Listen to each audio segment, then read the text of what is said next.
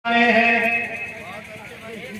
क्या है हिंदू, अरे क्या है मुस्लिम, अरे कोई इंसान है, अरे कोई इंसान है, अरे जो करे नफरत की बातें मौलवी पंडित कोई, मौलवी पंडित कोई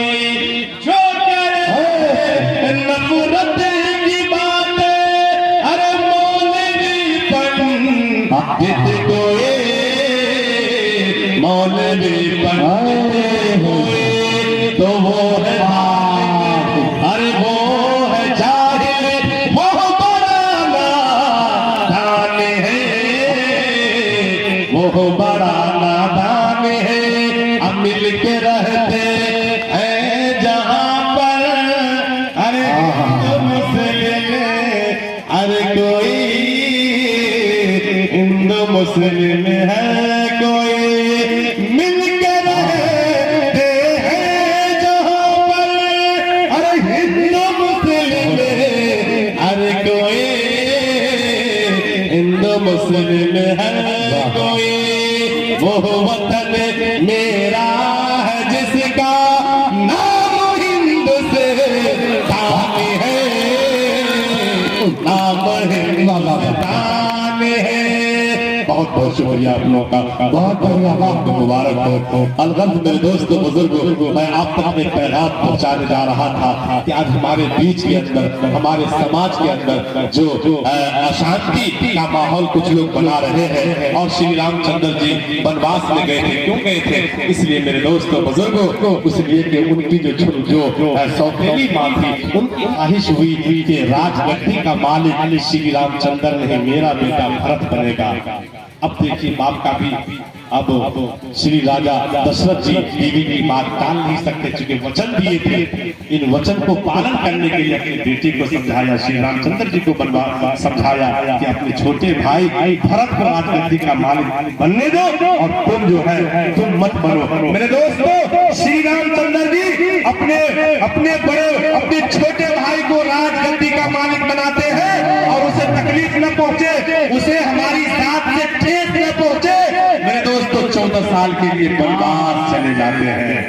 वनवास क्यों? अगर हम रहेंगे बड़े भाई का, बाप के जिम्मे, बाप की कुर्सी का हक अगर किसी भाई को है तो बड़े भाई को है। अगर मेरे रहते, बड़े रहते हुए छोटा गद्दी पर बैठ जाएगा, ये किसी के दिल और जमीन को गवारा नहीं करेगा। श्री रामचंद्र जी सोचे कि अगर मैं यहाँ रहूंगा, कहीं ऐसा न हो कि मेरी जात से मेरे छोटे भाई को तकलीफ न पहुंच जाए। और मेरे हिंदू मुस्लिम भाइयों, भला बताइए, श्री रामचंद्र जी अपनी जात से अपने छोटे भाई को तकलीफ न पहुंच जाए, अपने आप को वनवास होने के लिए 14 साल के वनवास होने के लिए तैयार हो गए, और उन्होंने जंगल के अंदर अपने रहने का ठिकाना बना लिया। लेकिन मेरे दोस्तों, आज बहुत सारे हम में से ऐसे मंदिर हो जाते हैं, ऐसे लोग हैं जो श्री रामचंद्र जी के नाम पर, मानवता के ऊपर, किसी इंसान के ऊपर जय श्री राम का नारा लगाते हैं, और इंसानियत को इस कदर पिटाई करते हैं कि उसे मौत का घाट उतार देते हैं, मोब लिंचिंग कर देते हैं। बड़ा अफसोस उस वक्त होता है। नहीं, मेरे हिंदुस्तान के अंदर जो है, मेरे हिंदुस्तान में हिंदू, मुस्लिम, सिख, ईसाई, और ये तमाम के तमाम आपस में है भाई भाई, और इसी भाई भाई की पहचान और इसी भाई भाई की वजह से हिंदुस्तान गंगा जमुनी तहजीब के लिए पूरे मुल्क और पूरी दुनिया के अंदर जाना जाता है।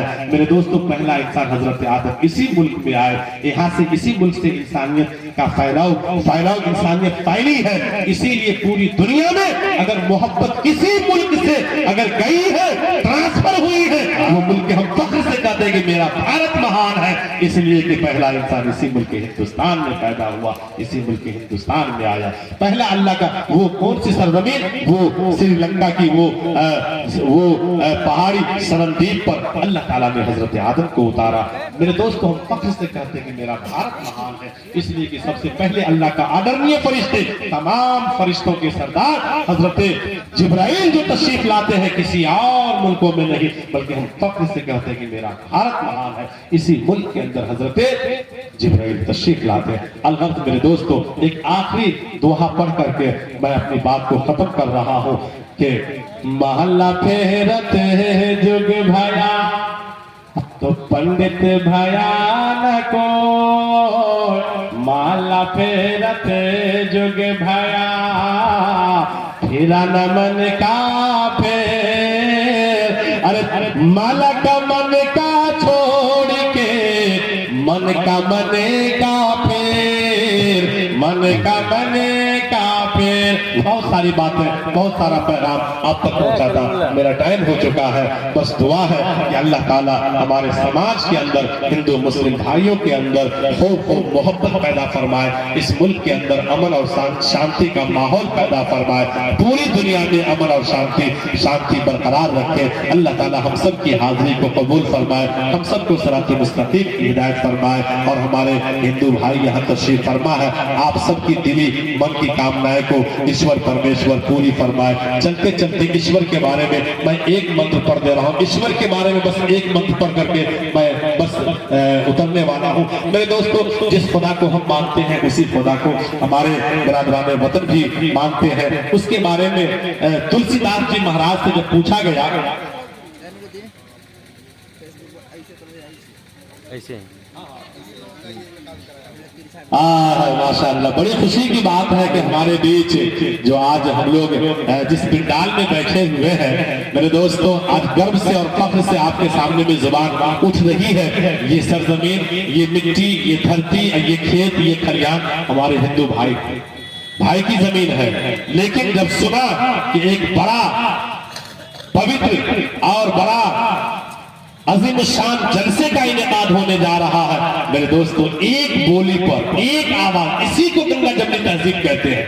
इसी को मेरे दोस्तों, जब महाराज तुलसीदास जी से उनके कौम के लोगों ने पूछा कि हमें ईश्वर के बारे में, परमेश्वर के बारे में बतलाइए कि वो कैसे है, क्या है, क्योंकि हम बहुत उसके बारे में जानना चाह रहे हैं। तो मेरे दोस्तों, वो रामचरितमानस के अंदर खंड नंबर अध्याय नंबर 17 के अंदर लिखा हुआ कि पद बिन चलई अरे सुनई बिनो गाना।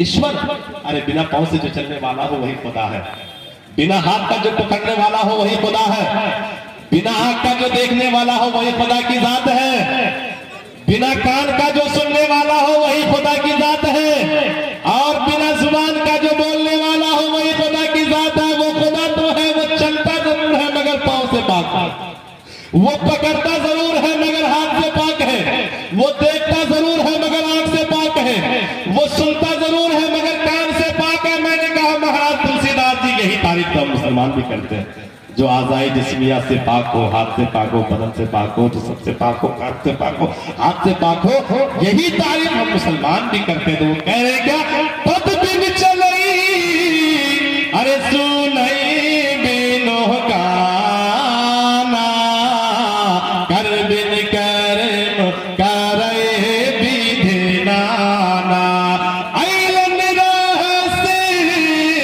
शकल रस दो बानी पकत बड़ा जोड़ी, तल बिन परसे नयन बिनो देखा, तल बिन परसे नयन बिनो देखा, कई घरान बिनो बासे ऐसा। अलगर्ज मेरे दोस्तों बुजुर्ग, बयान इंसानियत के हवाले से आप तक मैं पैगाम पहुंचा रहा था। इसी बयान इंसानियत के हवाले से आपको महाराज कबीरदास जी के बहुत सारे दोहे सुनाए गए हैं। एक हमारे बीच जिला यूपी से ताल्लुक रखने वाले एक शायर हैं असद बस्तवी साहब। मेरे दोस्तों बुजुर्ग, अगर आप उनकी एक शायरी को अगर सुन लेंगे तो वाकई आप कहिएगा कि इस शायरी के अंदर मुकम्मल बयान इंसानियत है। अगर आप सबकी इजाजत हो तो आखिरी शेर मैं क़याम इंसानियत के हवाले से आप तक पहुंचा दूं, सुना दूं। एक ही जगह सब मिल बैठे तो हर मुश्किल आसान बने। आज हम लोग जिस चीज से दूरी अख्तियार किए हैं, आज हम लोग मीटिंग करते हैं, मशवरा करते हैं, अपने सारे बैठ जाते हैं, हिंदू भाई को छोड़ देते, पूछते नहीं। तो वहां पर अपने अपने मानसिकता से लोग कुछ लगाना शुरू कर देते हैं, है ना। ये कमी किसकी हुई? ये हम लोगों की कमी हुई। समाज के अंदर हमने, समाज के अंदर अगर अशांति, समाज के अंदर अगर कोई नफरत की बू अगर पैदा हो रही है, मेरे दोस्तों जिम्मेदार हम खुद हैं, हम खुद हैं। इसीलिए कोई भी काम करें, जहां हम मुसलमान बैठते हैं वहां अपने पड़ोसी, अपने भाई को भी बुला लें। इंशाअल्लाह देखिए समाज का बड़ा से बड़ा काम होगा, मेरे दोस्तों आसानी से हल हो जाएगा। अब देखिए इतने बड़े जलसे और प्रोग्राम करवाने के लिए आपको जगह नहीं मिल रही थी, और भाई से आपने पूछा, बुलाया, मशवरा में शामिल किया, और आपने जाहिर किया, अपनी मजबूरी बताया। एक आवाज पर उन्होंने, पता चला कि गेहूं लगा हुआ था, फसल लगा हुआ था, लेकिन भला बतलाइए, आप फसल का मुआवजा देने के लिए गए, कुर्बान जाओ आपके इन अदाओं पर, लेकिन आपने मुआवजा नहीं लिया।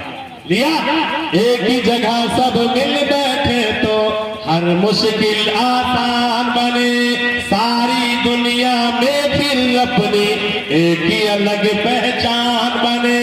चोटी अगर हिंदू को लगे तो दर्द मुसलमानों को हो, चोटी अगर हिंदू को लगे तो दर्द मुसलमानों को हो। हम लोगों की ख्वाहिश है कि ऐसा हिंदुस्तान बने, हम लोगों की ख्वाहिश है कि ऐसा हिंदुस्तान बने।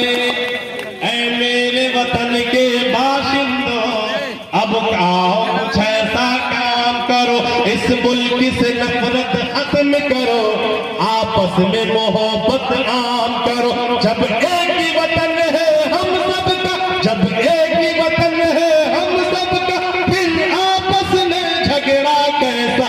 हम अल्लाह अल्लाह करते हैं और आप भी रामो राम करो, हम अल्लाह अल्लाह करते हैं और आप भी रामो राम करो। लेकिन मेरे दोस्तों बुजुर्गों, वही हमारे समाज में एक गलत मानसिकता रखने वाले इंसान खड़ा होता है, कभी हमारे सामने हमारी मोहब्बत को तोड़ने के लिए, कभी मंदिर मस्जिद का मुद्दा सामने ले आएगा, कभी हमारी मोहब्बत को नफरत में बदलने के लिए, कभी हमें जात पात और धर्म के नाम पर बांटना चाहेगा। मेरे दोस्तों, वहां ऐसे लोगों से बाखबर होशियार रहना है और कहना है क्या, शांत तारे गगन की जीनत है, अरे फूल काटे चमन की जीनत है, हिंदू मुस्लिम को मिलके रहने दो, ये दोनों हमारे वतन की जीनत है। इसीलिए मेरे दोस्तों, आखिरी शेर, अगर खामोश रहता हो तो गैरत मार डालेगी। इंसान को हुकूमत में बने रहने के लिए, कुर्सी पर जमे रहने के लिए, कभी हमारे सामने में ऐसे कवानीन लेके आ जाते हैं, ऐसा कवानीन आता है कि अगर हम खामोश रह जाएंगे तो मेरे दोस्तों आपको भारत की शहरियत से दूर होना पड़ेगा। जैसे एनआरसी, जैसे सीए, तो वहां हमारे साथ हमारे हिंदू भाई भी आते हैं और सरकार की मुखालफत करते कि नहीं, ये नहीं चलने देंगे, हमारे भाई हैं, कल भी थे, आज भी हैं और कल भी रहेंगे, एनआरसी नहीं चलेगा। तो हम लोग एहतजाज करते हैं ना। लेकिन मेरे दोस्तों, अगर खामोश रहिए तो क्या होगा, शहरियत जानी पड़ेगी। अगर खामोश रहता हो तो गैरत मार डालेगी, अगर कुछ बोल दूंगा तो हुकूमत मार डालेगी। बहुत होशियार है रहना सभी हिंदू मुसलमान को, बहुत होशियार है रहना सभी हिंदू मुसलमान को, लड़ा कर वरना आपस में सियासत मार डालेगी, लड़ा कर वरना आपस में सियासत मार डालेगी। अलगर्ज मेरे दोस्तों बुजुर्गों, बहुत मौका मिला, आप लोगों ने बहुत मान सम्मान दिया, आप सबकी अजमतों को सलाम है, भाई की अजमतों को सलाम है। अल्लाह हम सबको खुश रखे, आबाद रखे। बार बार इशारा हो रहा है, इसलिए जितनी बातें कही और सुनाई गई है, अल्लाह हम सबको अमल की तौफीक अता फरमाए। तौफीक